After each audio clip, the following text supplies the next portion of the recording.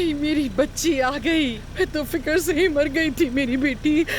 हाय खुश आमदीद मेरी जान।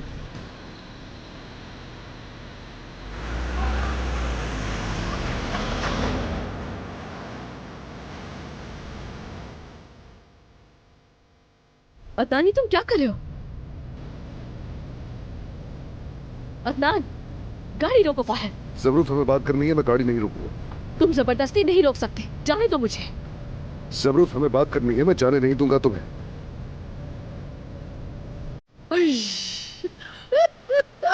क्या जबरदस्त दामाद है मेरा। दोनों कितने प्यारे हैं। देखो जरा इसका चेहरा कैसे मुंह उतर गया है बेचारी का। ए लड़की सुनो, ऐसे मुंह मत बनाओ वरना मेरी तरह चेहरे पर झुर्रियां पड़ जाएंगी। देखो तुम मोहब्बत में तो कामयाब नहीं हुई, अगर झुर्रियां पड़ गई तो और भी बुरा हो जाएगा। ओ खुदा, अरे बहुत अच्छा महसूस हो रहा है।